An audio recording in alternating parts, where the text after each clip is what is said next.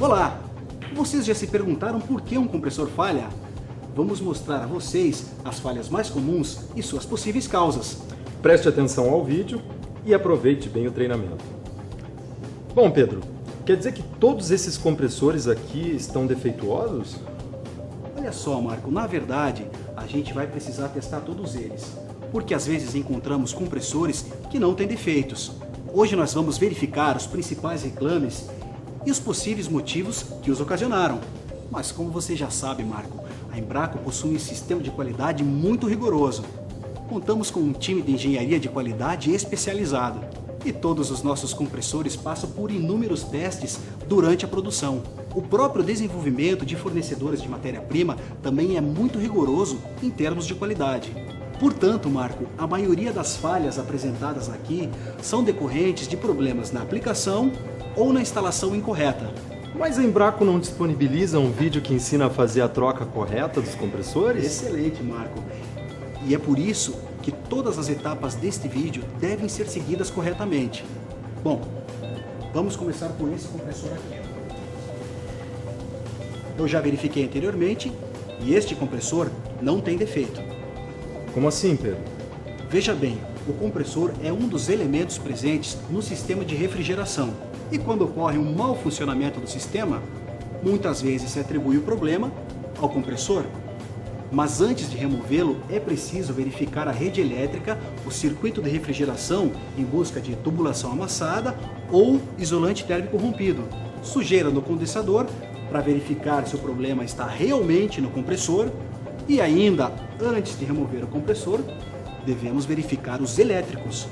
Lembra do vídeo de troca de compressores, né? Sim, sim.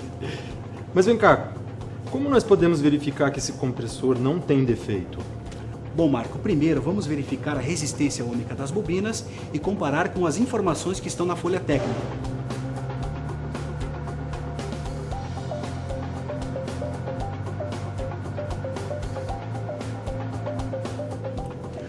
Agora vamos ligar o compressor e verificar ruído e compressão.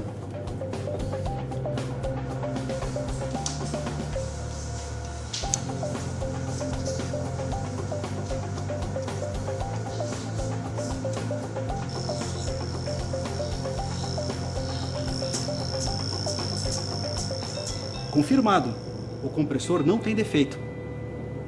Nossa, Pedro, como é importante verificar todos esses itens mesmo antes de remover o compressor, né?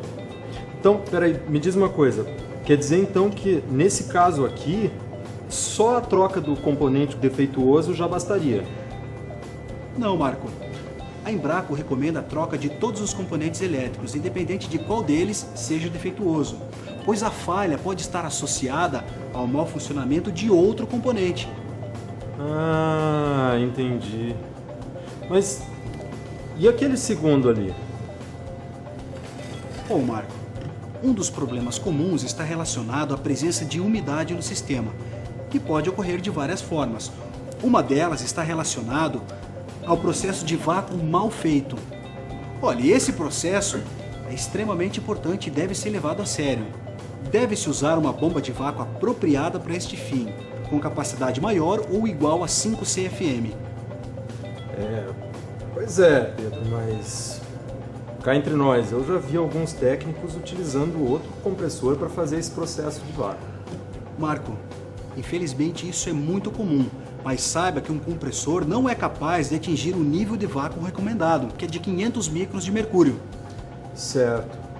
Mas qual é o tempo de vácuo necessário para a retirada de toda a umidade do sistema? Olha, o ideal é usar uma bomba de vácuo com manômetro e garantir que se atinja o nível de vácuo recomendado.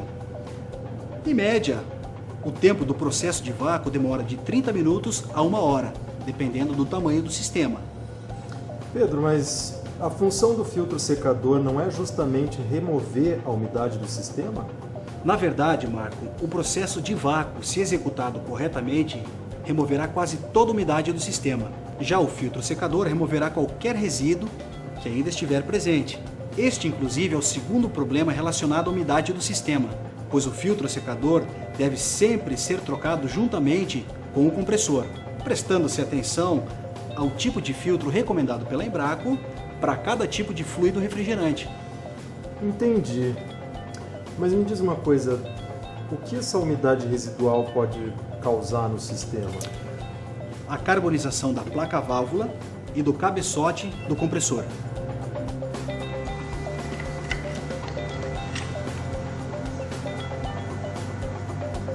E o fluido refrigerante pode ter alguma relação com o problema de umidade?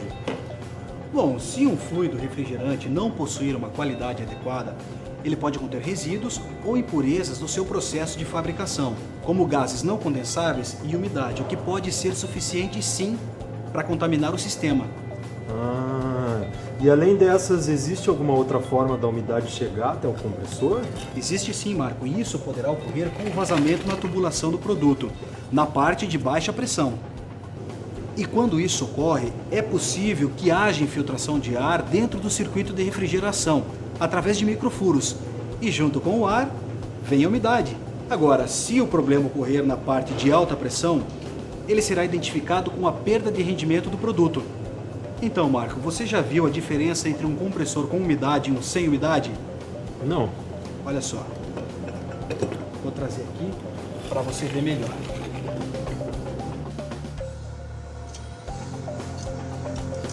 É bem diferente, né?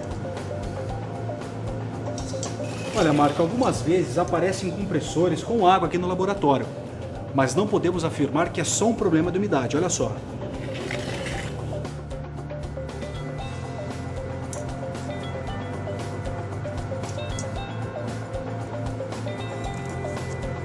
Então, nesse caso, o compressor pode ter sido armazenado incorretamente antes do envio para a Embraco.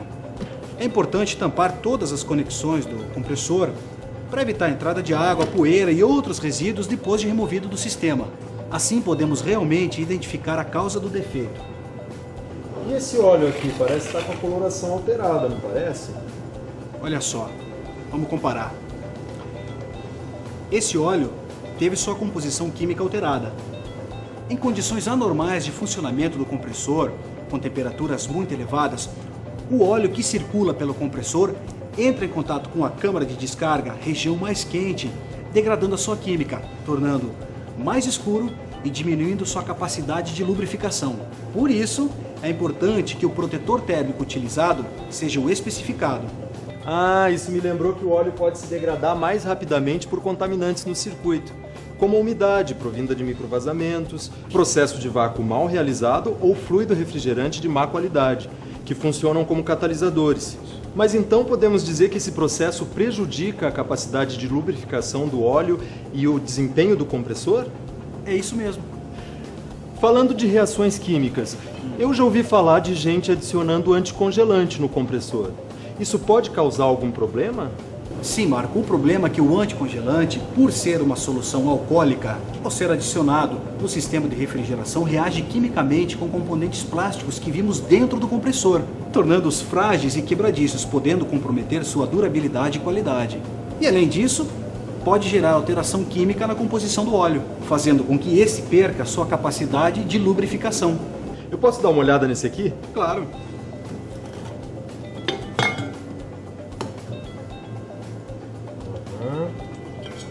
O que você está vendo aí? Nossa, Pedro, a gente estava falando de óleo lubrificante, né? Eu tenho a impressão que nesse aqui está faltando óleo, não tá? É verdade. Os compressores saem da Embraco com a carga ideal de óleo para o seu perfeito funcionamento.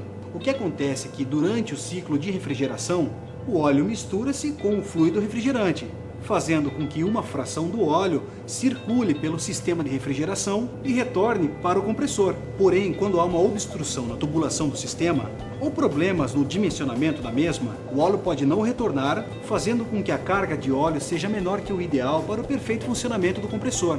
E o que seria esse problema de dimensionamento? Tubulação muito longa e restrita,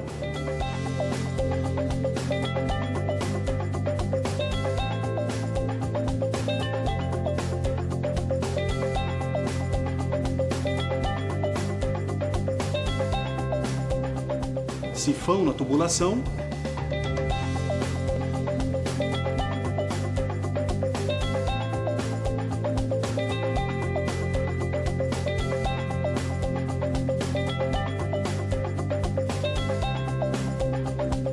e a entrada do evaporador de baixo para cima.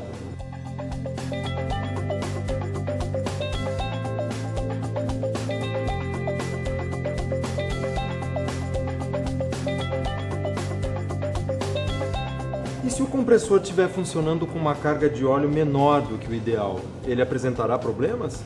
Sim, Marco, quando um compressor funciona com uma carga de óleo menor do que especificado, ocorre um aumento do desgaste, diminuindo a vida útil do compressor, podendo gerar até o trancamento do mesmo. Olha só o desgaste que aconteceu nesse eixo aqui. É visível o desgaste, hein, Pedro? Entendi. Se o óleo que circula no sistema não retornar ao compressor, ocorrerão problemas. Então, isso significa que um bom dimensionamento da tubulação e do sistema de refrigeração é fundamental para que o óleo retorne para o compressor. E tem algum problema envolvendo excessos? Boa pergunta, Marco. Existe sim, um deles relacionado ao excesso da carga de gás, causando rompimento da junta da tampa de cilindro ou danos à placa-válvula. E alcança aquele compressor ali. Esse aqui? Esse. Olha só.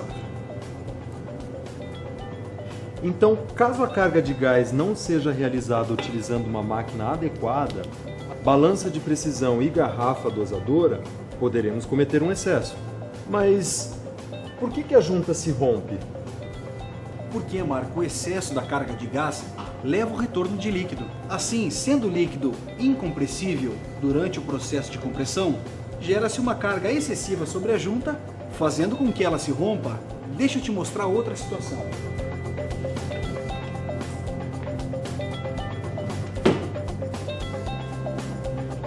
Essa placa-válvula danificada também está relacionada ao excesso da carga de gás? Isso mesmo, pode estar relacionada ao excesso da carga de gás sim, mas em alguns casos mais graves a válvula pode até se quebrar. Mas também pode ser por meio da aplicação incorreta do compressor, como por exemplo um compressor de baixa ou LBP sendo aplicado em um sistema de média ou alta MHBP. Ah, por esse motivo então é sempre importante aplicar o compressor adequado para cada sistema. Claro. Olha, eu tenho aqui um manual que eu ganhei num treinamento. É para isso que serve? É isso mesmo, Marco. Com esse manual, você consegue escolher quais dos nossos compressores se adequam melhor a cada uma das aplicações mais comuns. Aproveitando a oportunidade, Pedro, se o compressor sofrer algum impacto, mas não apresentar avaria aparente, ele continua funcionando? Olha só, Marco. Embora a carcaça do compressor seja de aço, ele deve ser tratado com muito cuidado, pois o impacto pode causar danos severos nos componentes internos, mesmo que a carcaça não sofra nenhum amassamento. Mas o compressor não tem molas para absorver os impactos?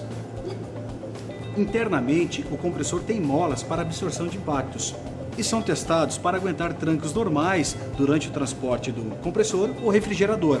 Agora, impactos excessivos podem prejudicar as folgas radiais do compressor, fazendo com que não funcione adequadamente. Quer ver?